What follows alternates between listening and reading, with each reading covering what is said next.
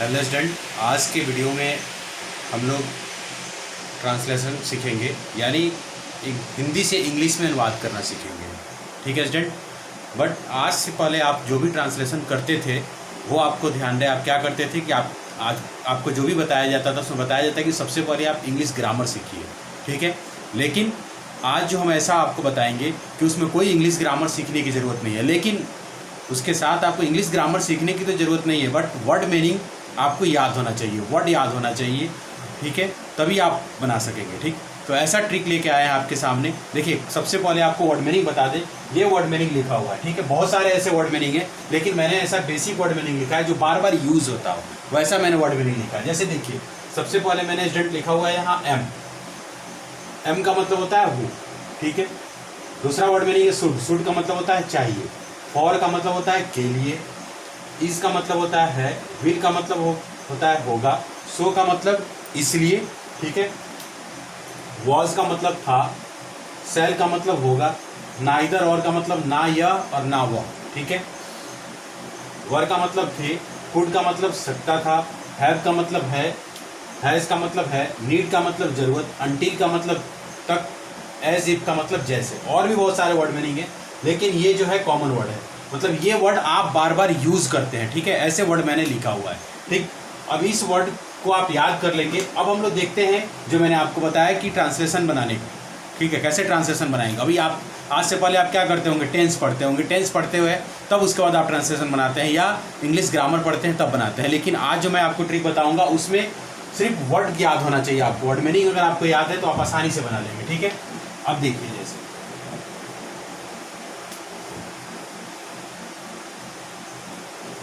देखिए मैंने लिखा भी हुआ है यहाँ, ट्रांसलेशन बनाने का सबसे आसान तरीका। सबसे आसान तरीका क्या है स्टूडेंट, ये देखिए। जैसे आपको एक सेंटेंस हम लिखते हैं,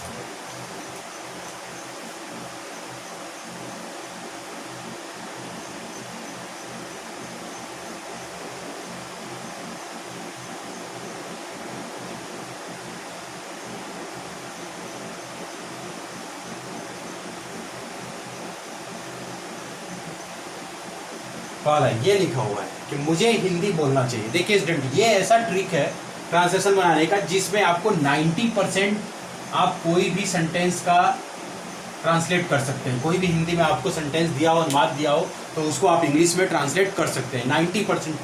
ठीक है, सेंटेंस का। अब देखिए ये लिखा हुआ है, और 10% सेंटेंस के लिए अलग ट्रिक है, पर 90% सेंटेंस आप इसे सॉल्व कर सकते हैं।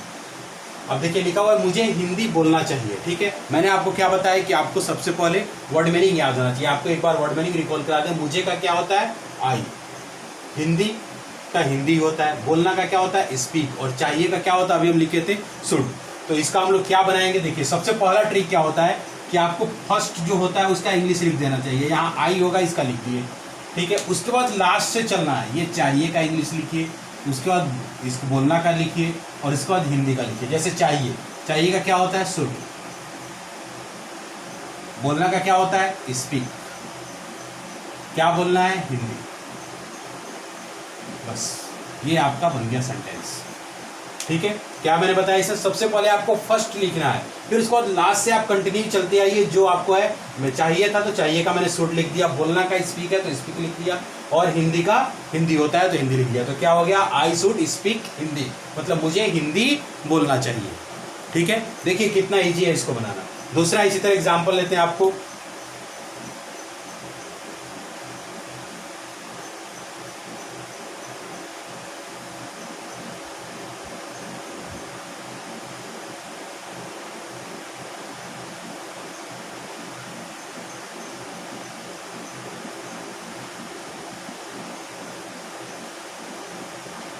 मुझे रोज घर पर खेलना चाहिए। ठीक है, अब देखिए मुझे का इंग्लिश आई। अब यहां से आ जाइए आप,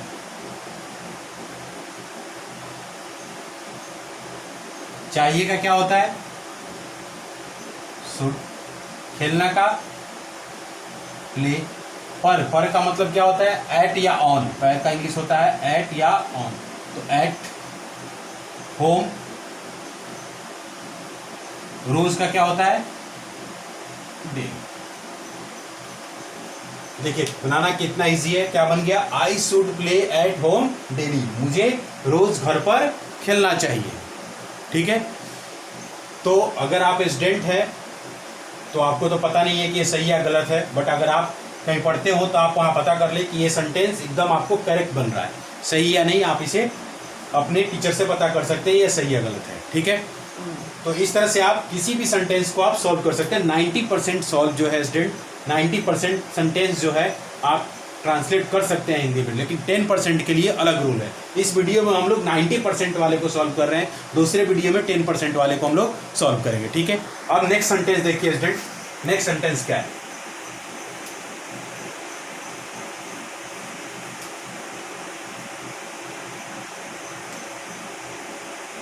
देखिए नेक्स्ट सेंटेंस हम लिख रहे हैं,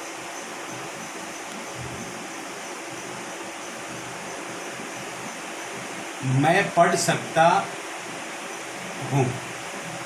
ठीक है, इंग्लिश वर्ड मीनिंग, वर्ड पहले आपको बताया था कि वर्ड होना जरूरी है, वर्ड मीनिंग याद होना जरूरी है। मैं का क्या होता है, आई, ये पढ़ना का क्या होता है, रीड, और सकता का क्या होता है, कैन। ठीक है, तो पहले इसका लिखना है आई, उसके बाद इधर से सकता हूं का क्या होता है, कैन, और पढ़ना का रीड। तो आई कैन रीड, मैं पढ़ सकता हूं। ठीक है, देखिए कितना इजी है स्टूडेंट बनाना, इसको सॉल्व करना। ठीक है, एक दूसरा सेंटेंस हम लोग हैं,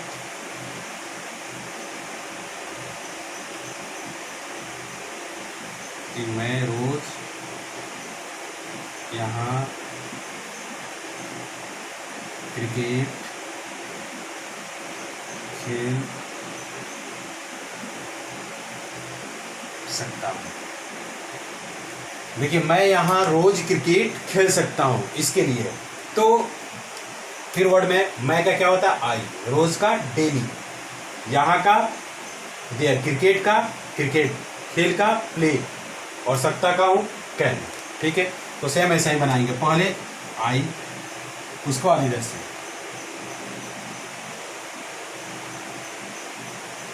ठीक है, कैन खेलना का, प्ले क्रिकेट, ठीक है, हियर यहाँ, और रोज का डेली। तो I can play cricket here daily, मतलब हम लोग ये मैं रोज यहाँ क्रिकेट खेल सकता हूँ। ठीक है स्टूडेंट, तो देखिए कितना इजी है बनाना, यानी ध्यान रहे पहले फर्स्ट फिर उसके बाद यहाँ आप कुछ भी लिख सकते हैं। तीसरा वर्ड और भी लिख के देख लीजिए कि मैं रोज स्कूल जा सकता हूँ, मैं रोज स्कूल जा सकता हूँ। तो इधर से पहले आई, उसके बाद कैन गो,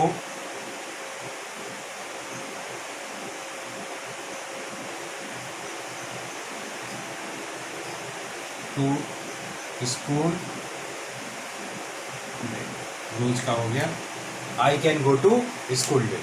ठीक है, तो इस तरह से कोई भी सेंटेंस आप इजीली बना सकते हैं, सेम वही रूल फ्लो करके। ठीक है, नेक्स्ट सेंटेंस हम लोग देखते हैं, आप इसे नोट कर लीजिए।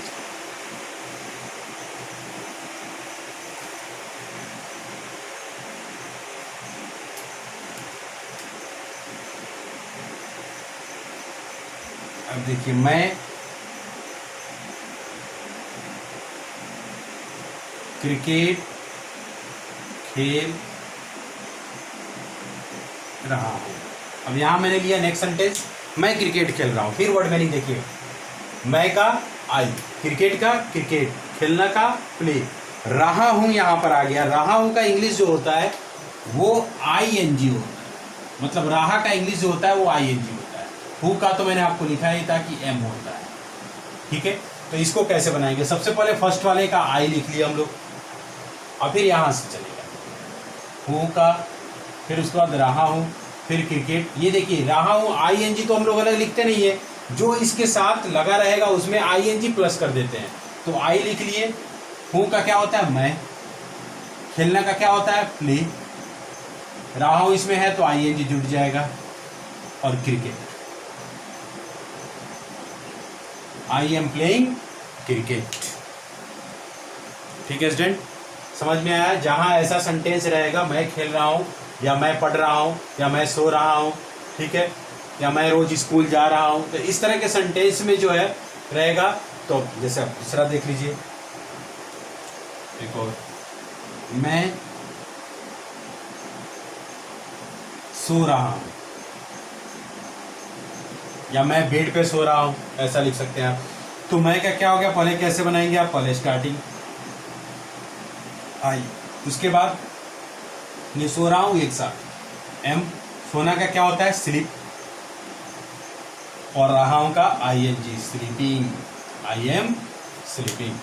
ठीक है, तो देखिए कोई भी इसमें आपको ग्रामर की जरूरत नहीं है। ऐसा नहीं कि आपको सेंटेंस रटना है, टेंस रटना है और कोई ग्रामर की जरूरत हो। विदाउट ग्रामर के भी आप सेंटेंस इजीली 90% सॉल्व कर रहे हैं। ठीक है, तो 90% आप इजीली सॉल्व कर सकते हैं जो मैंने ट्रिक बनाया। लेकिन इसके लिए आपको क्या होना चाहिए, वर्ड मीनिंग याद होना चाहिए स्टूडेंट। सबसे पहले आपको वर्ड मीनिंग याद होना चाहिए। ठीक है, अब आइए नेक्स्ट सेंटेंस हम लोग देखते हैं। ये तो आपको समझ में आ गया कि रहा हूं का मतलब आईएनजी लगा, रहा है का मतलब आईएनजी लगाना है, लेकिन उसके साथ जो रहेगा उसमें आईएनजी प्लस कर देना है। जैसे खेल का प्ले होता है तो इसके साथ मैंने आईएनजी लिख दिया। ठीक है, अब नेक्स्ट हम लोग देखते हैं।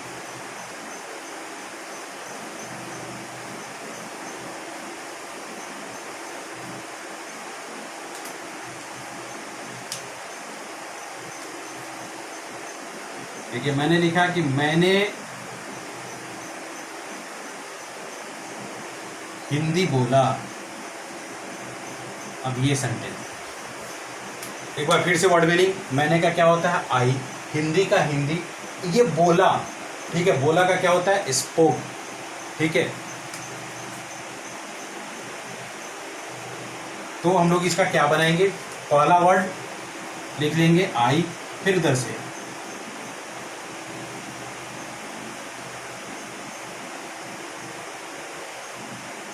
बस ये हो गया आपका इसको हिंदी। ठीक है, दूसरा हम लिख सकते हैं कि मैं वहां गया। ठीक है, तो पहले क्या बनाएंगे हम लोग, मैं का क्या होता है आई, फिर इधर से गया का क्या होता है वेंट, आई वेंट, वहां का दे, आई वेंट देयर, मैं वहां गया। ठीक है, ठीक है स्टूडेंट, तो देखिए इसमें भी आपको बनाने में किसी भी टेंस या किसी इंग्लिश ग्रामर की जरूरत नहीं पड़ी। किसका जरूरत पड़ा, सिर्फ वर्ड मीनिंग का। ठीक है, यानी बिना वर्ड मीनिंग का हम लोग नहीं सॉल्व कर सकते, इसलिए आपको वर्ड मीनिंग पता होना चाहिए। ठीक है, नेक्स्ट वर्ड हम लोग नेक्स्ट सेंटेंस देखते हैं स्टूडेंट। जैसे अब दूसरा आपको सेंटेंस ले लिया जाए कि मुझे खेलना पड़ता है। ठीक है, तो सेम यही रूल अप्लाई करेंगे। क्या बताया था मैंने, स्टार्टिंग में आपका फर्स्ट लिख लीजिए, इधर से आना है। ठीक है, इधर से यूज करना है। अब ये देखिए वर्ड मीनिंग पता होना चाहिए। मुझे का तो आई हो गया, खेलना का तो प्ले होता है, ये पढ़ता है का क्या होता है, तो पढ़ता है का आपको हैव टू का यूज करना है। किस चीज का, पढ़ता है का हैव टू, तो आई हैव टू, खेलना का क्या होता है play, I have to play. ठीक है, इस तरह मुझे दौड़ना पड़ता है, या मुझे कुछ भी लिख सकते हैं, पढ़ना पड़ता है। तो क्या फर्स्ट आपको क्या बताया कि पहले फर्स्ट वाले का लिख लेना है आई, फिर यहां से और ऐसे आना, लास्ट से स्टार्टिंग करना, हमेशा लास्ट से वापस आ जाना है।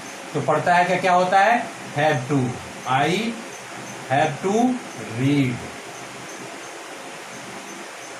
ठीक है, तो देखिए स्टूडेंट इसमें आपको किसी ग्रामर की जरूरत नहीं पड़ी। ठीक है, इजीली हम लोग क्या कर रहे हैं, सॉल्व कर रहे हैं। तो इस रूल से आप 90% सेंटेंस को सॉल्व कर सकते हैं। ध्यान रहे 10% के लिए स्टूडेंट हम लोग नेक्स्ट वीडियो में देखेंगे कि 10% से कैसे और सेंटेंस को कैसे सॉल्व करते हैं। वो भी इजी है, पर आप इस पर प्रैक्टिस करके देखिएगा, सारे सेंटेंस जो है सॉल्व हो जाएंगे। ठीक है स्टूडेंट, अगर आपको ये वीडियो पसंद आ रहा हो तो एक बार कमेंट और लाइक करना ना भूलें। ठीक है।